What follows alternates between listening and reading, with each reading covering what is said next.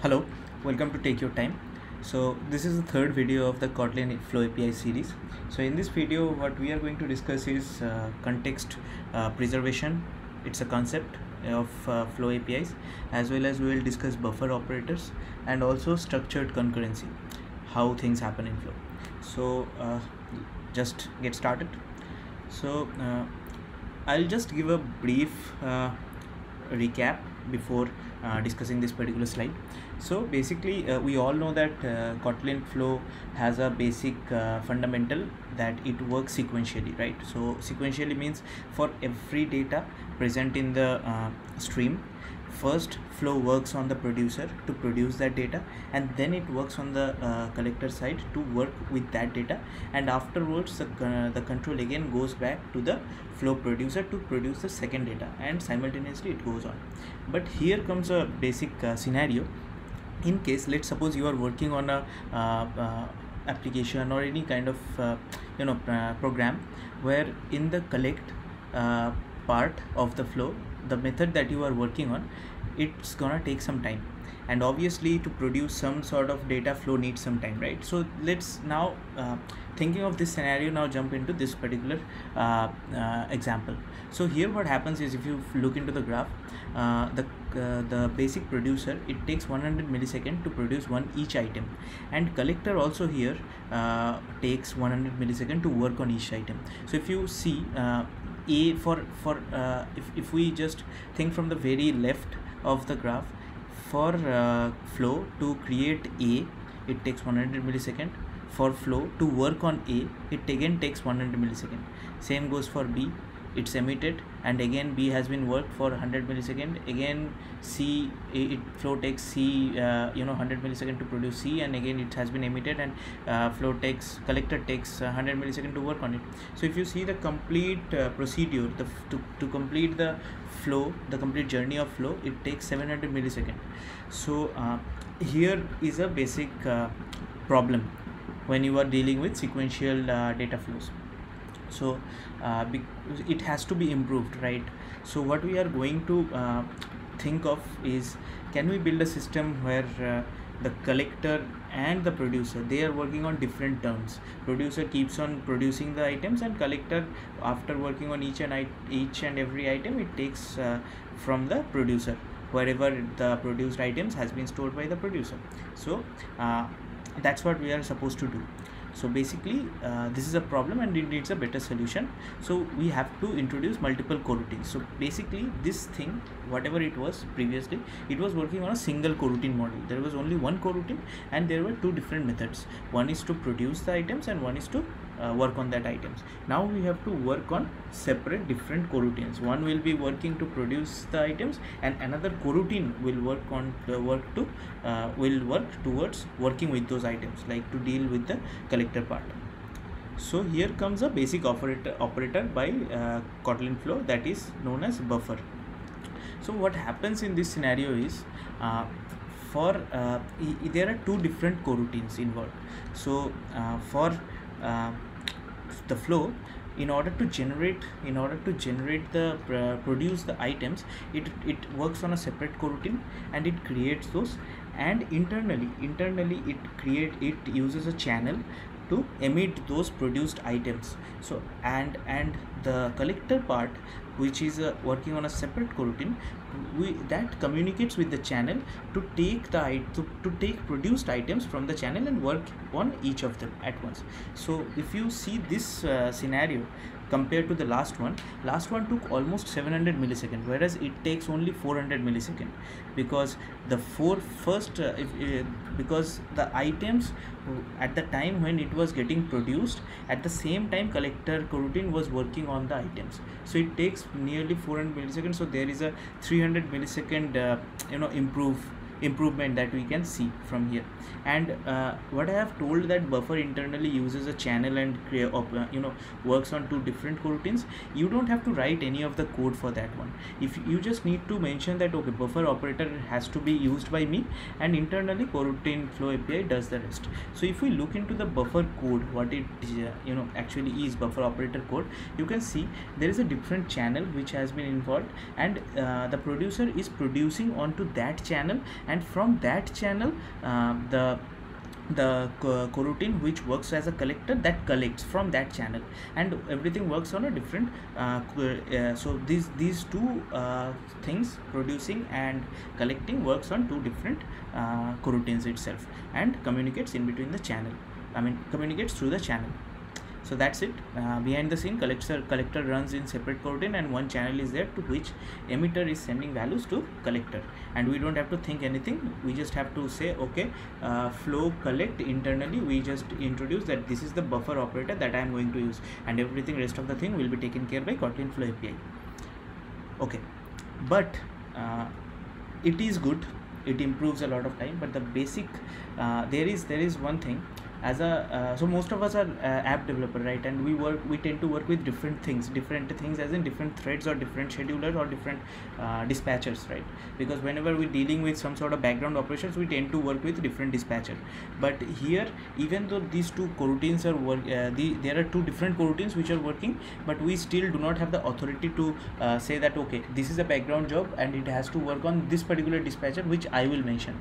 This thing you have not noticed yet, and that will come with flow on. And before jumping on flow on, I would just like to give a basic thing about flow context. So how things work in the context. So basically, if you see that the first there are two different blocks, right? The first one is acting as the producer and the second one is the collector. And the producer, if you really notice the producer part over here, that is just producing a flow of ABC, and it is mapping and computing. There is a computation happening on each of the item in the map block. Now this later part, right, there is a flow.collect, and we are just printing those items. But we have written this flow.collect, and we know there is a collector context in which this one is working.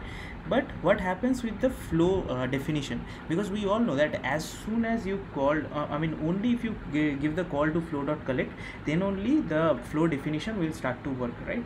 So we are working on flow.collect, we are giving call on flow.collect on the collector's context. But do we know on which context this flow definition will work? As by default it will work on the same context, collector's context. We have to make it very clear, whatever the context in which the collect block is working, in the same context by default the flow definition will work. This is the default set you have to remember in terms of flow. By default, producer works in the same context of collector. But as I was mentioning previously, we have to change that for our Android apps, because for the background operations we have to do our background operations in a separate context, like separate dispatcher or anything. So here comes the flow on operator. So what is it? If just notice on this part of the code. If you are coming from RX background, it will be easier for you to understand, but if you are not, I will make it clear so that you can have a proper grasp here. So basically the data flow is the flow definition, and dot map, and there is an operation happening, and then we have introduced dot flow on, and we are passing a context. It should be a dispatcher, and I am writing context because for you to understand, because flow context is the one we are mostly, context is a word we are mostly using, so that is why I have written context. But ideally you have to pass dispatchers in flow on. And then we are having another map, and we are working a different operation B on those, and whatever has been written above this flow on, that chain flow on, so in the chain, whatever the statements that has been written above flow on, that will be working on the context what is passed on flow on, and the below that will be working on the collector's context, because eventually we have to give the call to collect in order to work on this flow, right? So basically the flow on function changes the context for the flow that it is applied to. That's what we have discussed. The flow on function here changes the context for this flow.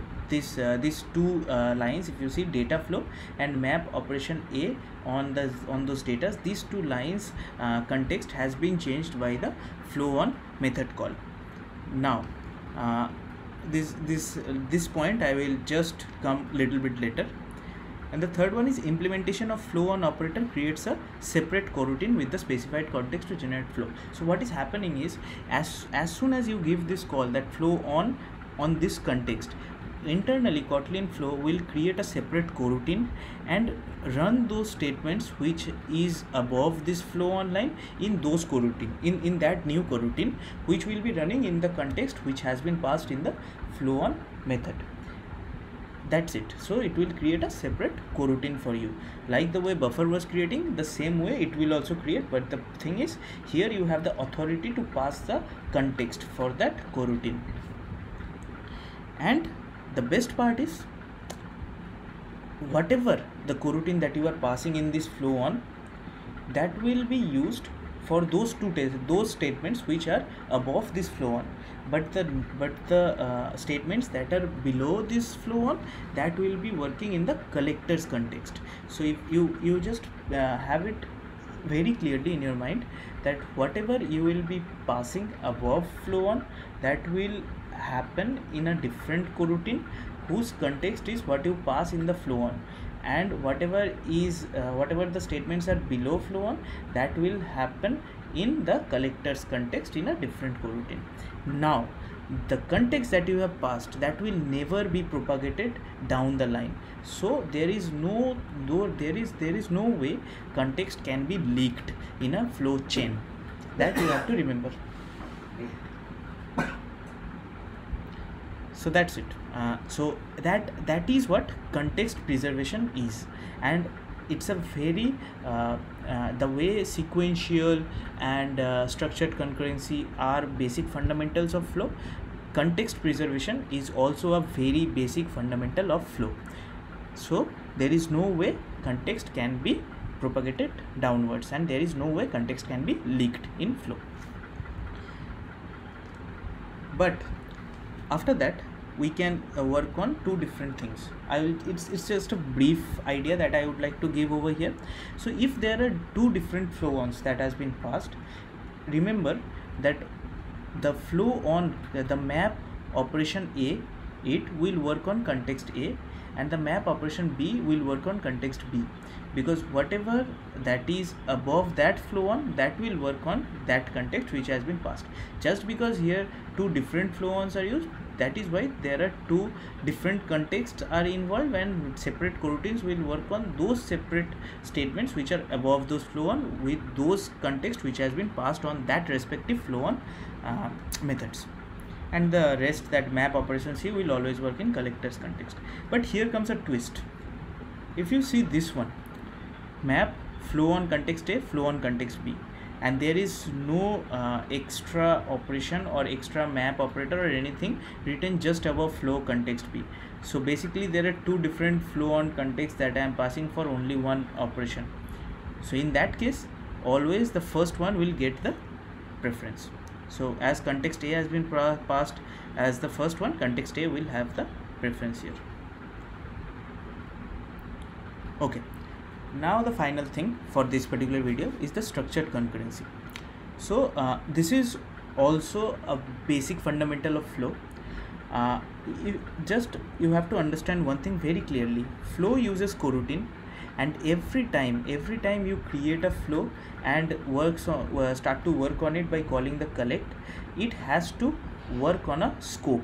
And work on a scope means it has to work on a coroutine scope, and everything you and as these are working with coroutines, there has to be a launch. Maybe you are calling it, maybe it has been called internally, but there has to be a scope involved for that coroutine to get launched, right? And every time you launch a particular coroutine, there is a job that gets created. So my basic what I want you to understand over here is, without a job or without a coroutine scope, you can never work on a flow. Maybe it is happening internally, maybe you are the one who is working on it, but without a coroutine scope, you cannot work on flow. And that is why a flow can never be standalone, and that is what structured concurrency is. And basically, as a UI developer, what we are going to do, going to use for flow is maybe our asynchronous operations, or maybe some sort of operators. When we are working with those, we will be using flow.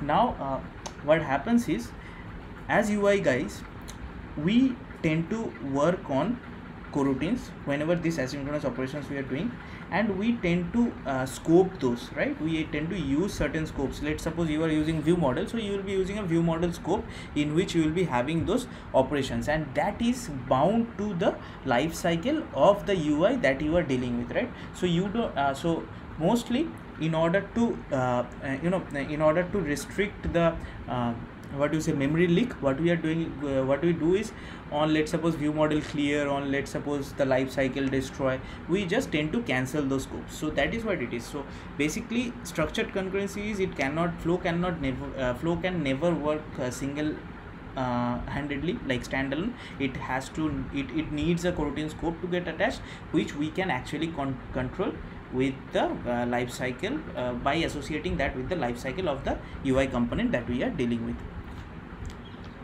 So that's it for this particular video. In the next video, we will discuss, we'll first maybe see some coding, and we'll work on Android Studio, and maybe we'll see on in how many ways you can create flows. And after that, I have plans to introduce few operators like map, zip, what you are really used to work in RX, and we'll see how it works in flow. And then we'll integrate flow with retrofit and room database. So the videos will keep on coming, and make sure you subscribe to my channel and hit on the bell icon so that you can never miss an update. Thank you. Have a nice day. We'll see you soon. Bye.